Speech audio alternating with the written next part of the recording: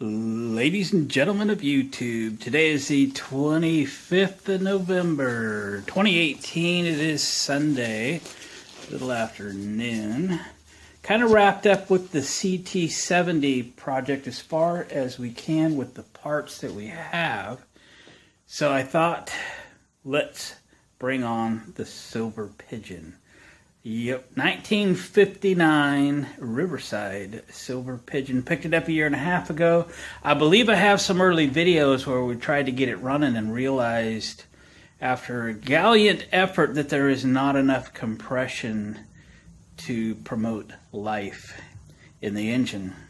This is the only model that was produced with an overhead cam 125cc 4-stroke engine, which also means getting parts for that engine is going to be practically impossible. There is one glimmer of hope. A year and a half ago, I did find somebody that claimed of all the parts that were ever available, he's got them, but there's not much and they're going fast. So, and of course I've lost his information by now unless I can do a search on my email and come up with it, or spend a few evenings researching. I'm sure I'll stumble across it again as I had before. Let's put the lift up. I'll try to remember what I have done and what I haven't done and where we were with it and all that stuff.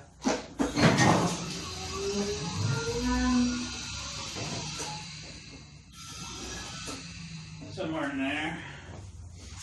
So get the body up, there's a big screw back here that you got to unscrew. I'll show it to you in a second. Right on. See if we can get the lift situated. Can never find this silly thing.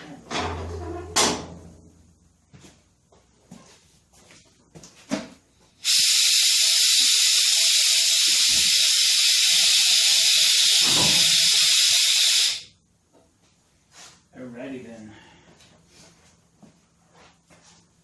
Could be too high, we'll adjust it shortly.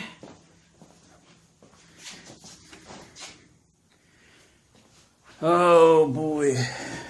This would have been so fun if it would have just run, because we'd be so far ahead. There's that thumb screw that you loosen. It kind of screws the body down and then hinges forward, as I recall. The latch that keeps that hatch shut is behind the tire, and I can't flip the latch up anymore because I put the tire on. And the latch is there. So that is what it is. So, yeah, I think there's a rod. There we go. Seems a little precarious. There's a belt. Anybody need a belt? I think you can fix that. Not. I did put new tires on it because the original tires were on it, and tubes and stuff, and there was no saving them. They were the original tires. They said Riverside on them. This rig has roughly 4,500 miles. I'll be the second registered owner. When I registered, I do have the title. I have the original title in the original owner's name. In the event that I don't keep it, which I intend to do, I didn't register it. In case somebody else wants to be the second registered owner. So I don't need to go through any more troubleshooting because I already know there's not enough compression. That's the overhead cam engine. So valve cover, we need to start pulling some parts off of this thing. And it's entirely possible we'll get to the point where we go, I can't make that engine run and I might need to repower it. That would be sad. I don't really want to do that. I like old things in their original formats, however they came. That's the way I want to leave them. Put them back if at all possible. This thing is very complete. It's very original, and I wish to leave it that way. The downside is there are no parts. So what I can't make, I'm not going to spend the moon on this thing. What I can't make or can't fix might put us to the spot where we have to bail on that power plant. I certainly hope it is not the case. In some ways I wished it was the flathead engine, because every other scooter they made had that flathead engine in it. They didn't make very many of these. Again, it's a 59. And there is the VIN, essentially. So this is number 463. 1959 C80. Riverside. Silver Pigeon. So many things on this thing are marked Silver Pigeon. I'm not sure what this little junction box is. So I'll put you back in the stand. I'm going to start pulling some parts off. I'll check in with you and we'll just see how hard it is to get the head off of this thing. I've had the valve cover off. Didn't reveal like stuck valves or anything. The valves appeared to be working properly. I was oiling them. I was exercising them. And I did not get anything successful. I mean, they look fine. Everything about this thing looks fine. It just doesn't have any compression. All right, checking back with you shortly. Well, we got a few things pulled off. Valve cover, carburetor, air cleaner, assembly. I looked real carefully to see if I could get the tins off. I was concerned because the bolts or the screws, you could see the Phillips head screws, that one and that one, were slightly difficult to get to. But if there was some underneath, then the motor's going to have to come out to get the tins off. Got to get the tins off to get the heads off, but I don't see any screws underneath. So I used that. If you guys don't have one of those, that's a pretty handy little Craftsman tool. I'm sure others make them. You can put a tip from a screwdriver tip in and get in those really tight spaces. I have them all broke loose, so there's no question I'll be able to get the tins off. That's the intake right there. And I refer to this as overhead cam, and I'm completely wrong. Overhead valve is what I meant to say. There's an overhead valve push rod engine. You can see the push rod tubes there that come up to the head, and then the rocker arms up on top of the push rods. And I checked this when I was trying to get it running.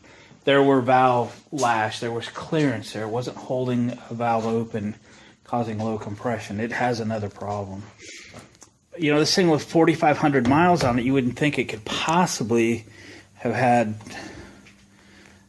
enough miles on it to cause things to break and wear out and so forth. But it has evidence of maybe being abused for a while. But you can see right there that big crack in the rear fender, which is easily repaired.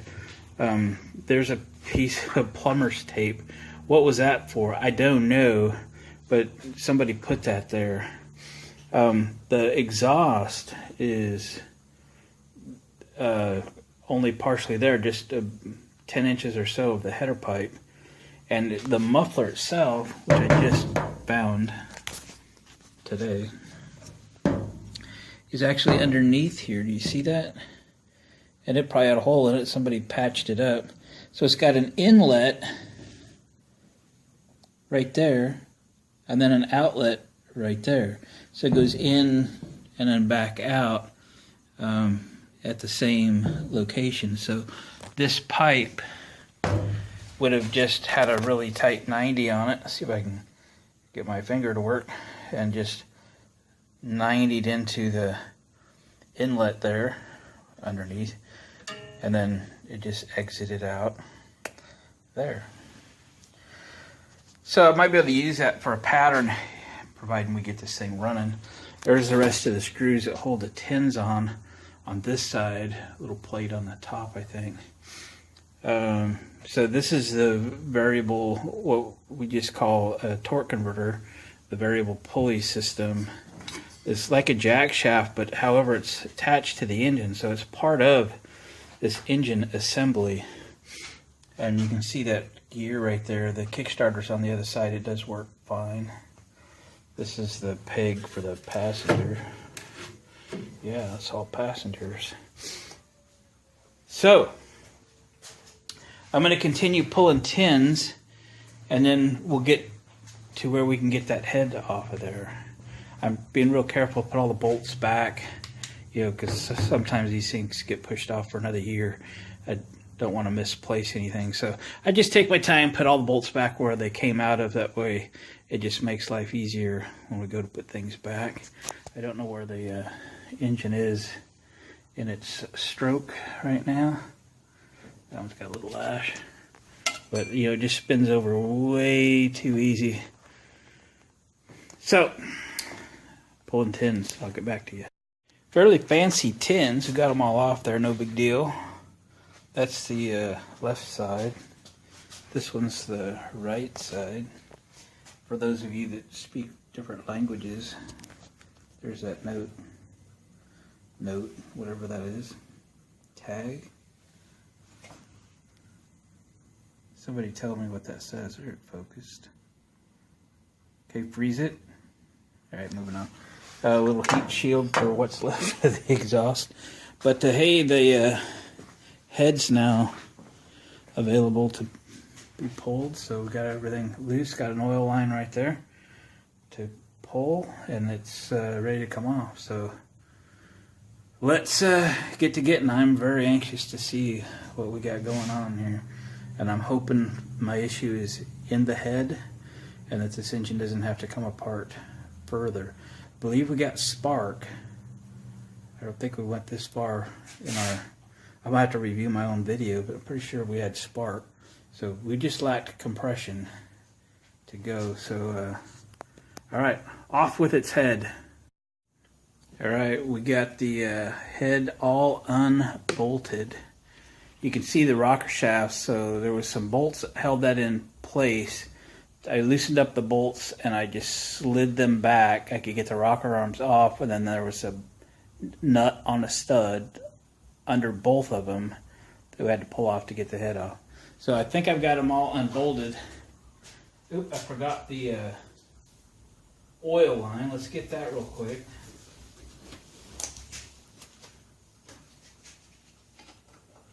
You get a 14. Because I know we pull that together just for fun. Because we do not know what to expect. I think that's a 14. Yeah, it is.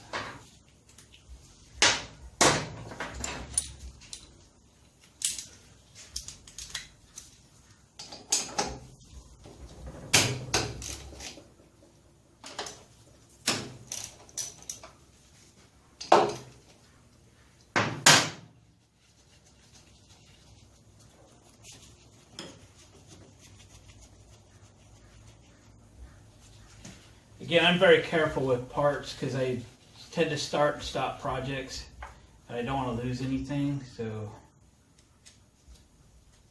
sometimes I was just gonna say, sometimes there are copper washers underneath these things, so I don't want to lose that either. It's not like the assortment I have is going to have this metric copper washer in it. So I'm going to put the washer back on and thread these hollow bolts back in. I'll just call them irreplaceable. If they're not irreplaceable, at least it's going to take forever to find something. So let's just not lose them. And they weren't leaking. That copper washer's pretty stuck on the fitting. Therefore, it's going to stay there. My gloves are getting oily. What do you think it's going to take to get this head off? Just going to fall off? Oh, I forgot to show you one thing. I pulled the push rods out. The one on the right side is missing this cap. I'm not saying it's missing, it's probably in there. But it might be a clue as to what's going on. But that's farther into the motor, which makes me nervous. Okay, the tubes, the push rod tubes come up into the head, so see what we got. Oh, it's just going to lift off. And the tubes are coming with it, and then that fitting I just showed you was missing is visible. So we're probably okay. Oh, yeah. Let me go to the other side. Something's holding it up. Oh, it's that stupid muffler pipe. You're kidding me, right? I'm gonna have to take it off. Gonna have to take that thing off. I didn't think it would be in the way, but gotta just take a second. 12mm bolt, I believe.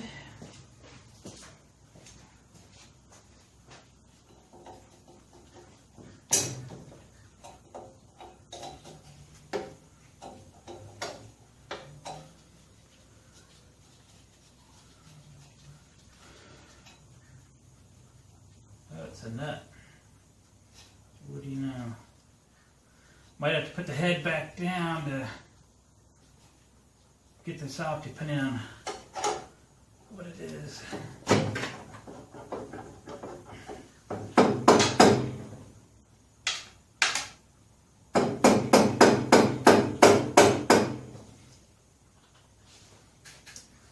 It's going to need a little more persuasion than my fist.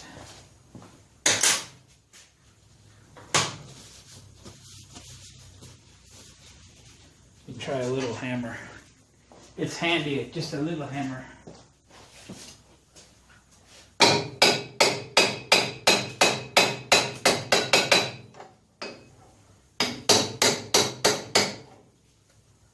Yes.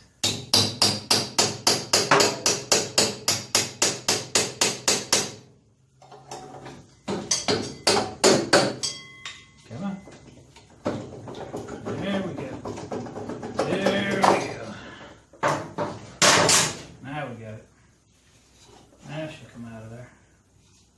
Right. Right. There's one of the tubes. One of the tubes.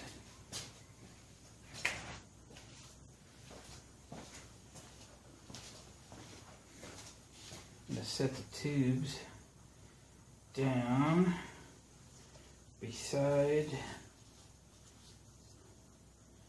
Came off what I like of that, so this would be that side. Putting everything back the way they were on that side. That side was up.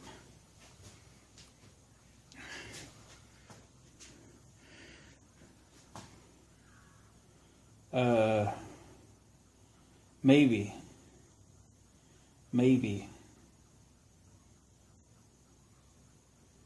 I think we got a little carbon maybe underneath this valve. Okay, I'm gonna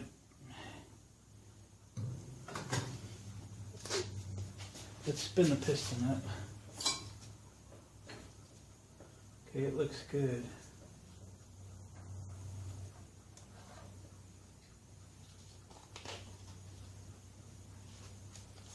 Probably no chance of finding a head gasket for this thing. I mean, none. All right, my hands are so oily. Okay, be back up so I can get a little better field of view here. I'm feeling like I'm seeing a gap on the intake valve, possibly.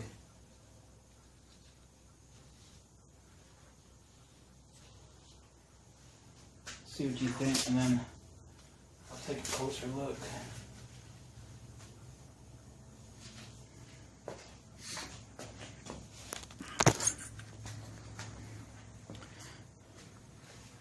Where's my light?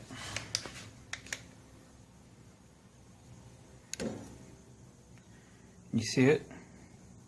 See how the exhaust valve on the left is pretty tight? You see the gap on the intake valve? I think we got a little bit of carbon underneath there. Alright, I think it's time to clean up this head a little bit. See what we got. Other than that, it looks good. Let's run the piston back down. Just to look at the cylinder a little closer. Yeah, cylinder looks nice.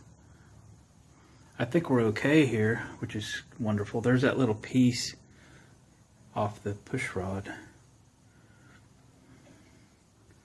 So that's okay. The rubber actually feels okay too, where the push rod tubes go. I think we're down to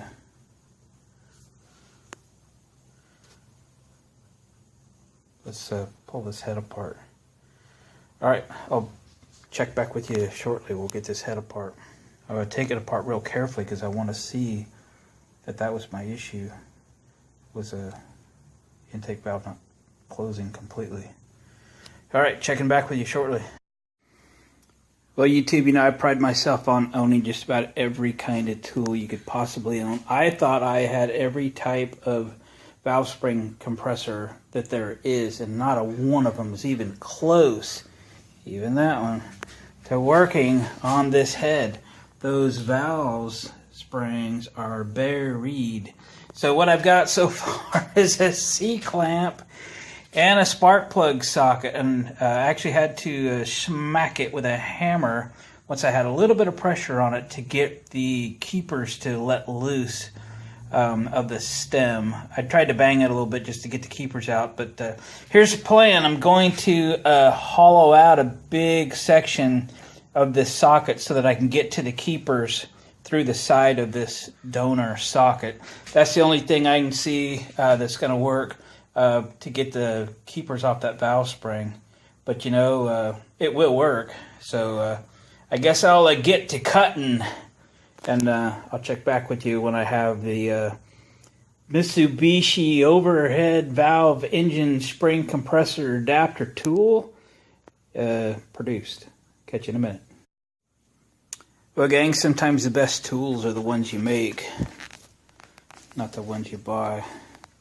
And look at that. That worked pretty good. I just cut the side out of that socket. I tried to make the end that was going to hit the valve spring cap as complete as possible. So I just kind of cut it at an angle, but leaving me a lot of room to get into that keeper. Can I do this with my left hand? I doubt it. And look through the camera. A lot of times it's easier just with a magnet. See if we can do it. Score one, put it in.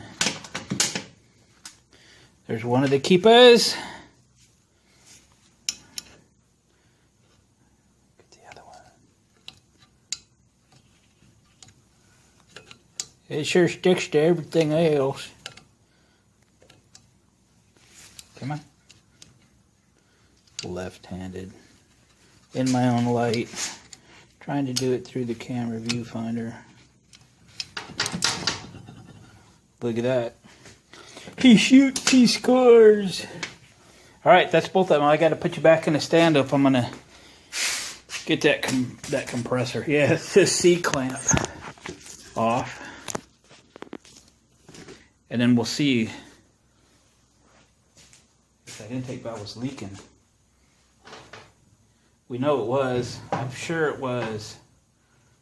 Let's not launch the valve spring across the shop, though, please. Let's do this carefully.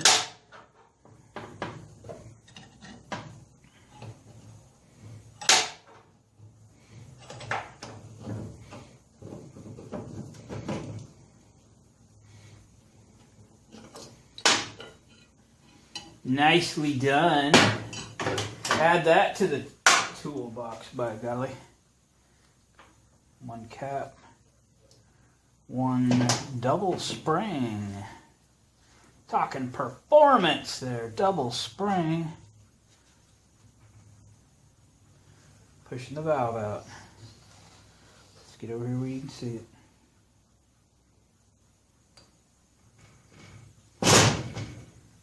And she's following.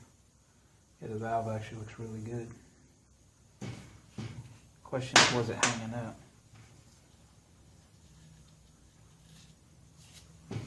Was it hanging up? The guide feels really tight too. No, I don't think it was.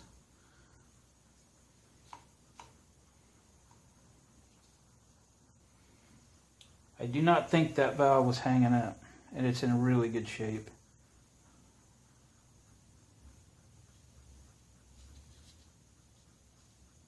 Darn it.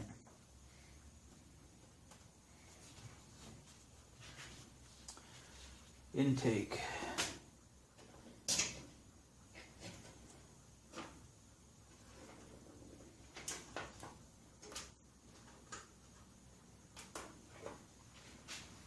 Well,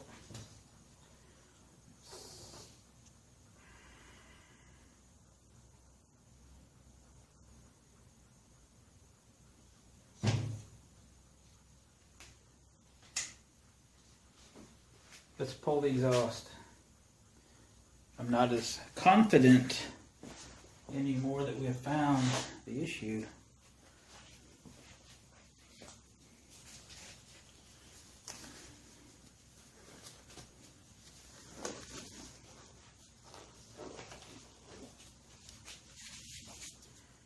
All right.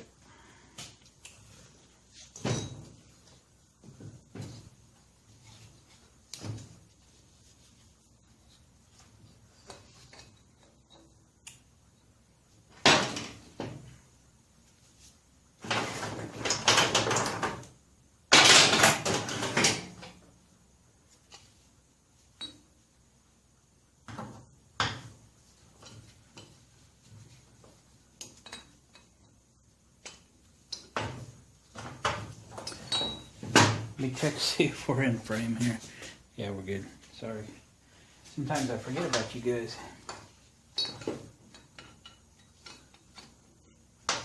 Need about 4 hands to get this foolishness started, but we'll get there.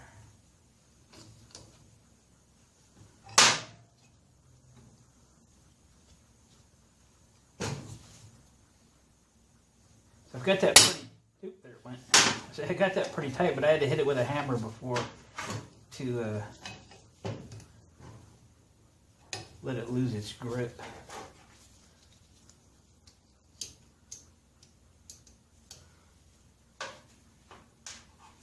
One down, 2 down. We're getting pretty good at this, ain't we? It won't be too big a deal to put them back either. What you want to do is grease them up, put a bunch of axle grease on them, put them in place with needle nose pliers. Use something that'll stick to the stem.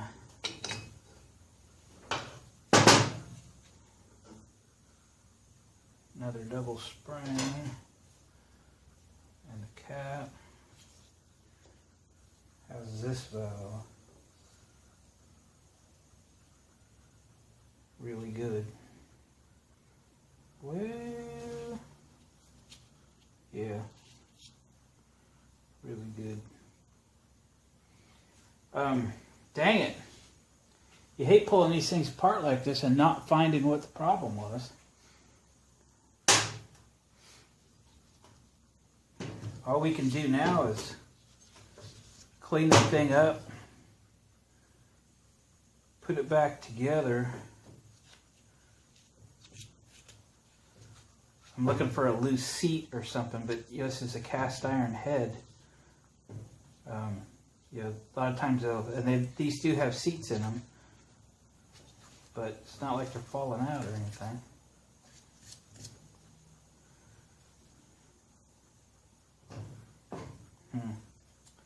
Well, dang guys. I don't know what to do other than to go ahead and clean up the head, lap the valves, reassemble it, put it back on, and try a compression check again. Getting a head gasket for this thing, yeah, that's probably not going to happen. I'll make an attempt, but I don't think I'm going to find one. There was no evidence of it leaking. I didn't hear anything when I was spinning it back in the day, so darn it. So let me get to cleaning and we'll see how far we get. I do want to upload this video today. for fun, because I probably won't get back to it for the rest of the week, probably till next weekend or something. So I'll get to cleaning, and then we'll come up and close this video here pretty soon. So I cleaned up the carbon off the head. Actually spent a little bit of time with it, try to make it nice. The intake valve I'm happy with. The exhaust valve, look at it, it's been hot. Try to drag it out of there. Come on. Alright, magnet time. Alright, that's not working. Let's get a better magnet.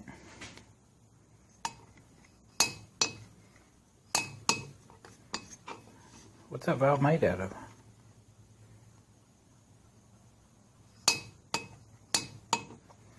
This is really hard one-handed. Alright.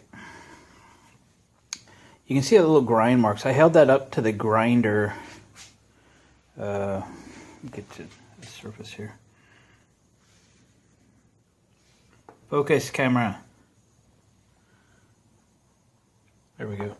I held that up to the face of the grinder, the side of the wheel, and you can see where the grind marks are. It's like that valve is now concaved, like maybe it's been very hot. I got all the carbon off of it. A little bit of wear, but no damage. Focus, camera. I might like sort of a white background. Is that better? Come on. Anyway, take my word for it. A little bit of wear.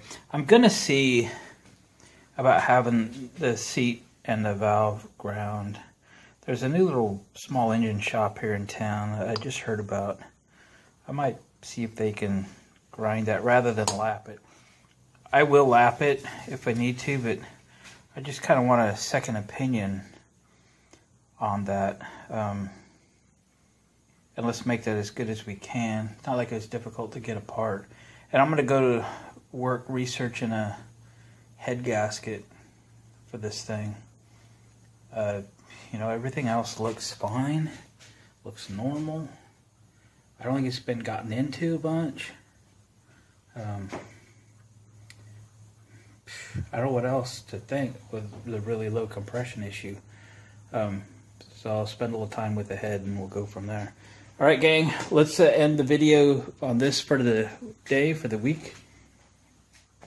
We'll pick this back up. We'll see how I'm going forward with the head. I'll either get the valve and seat reground, or I'll just lap them in and we'll reassemble and we'll do a compression check again.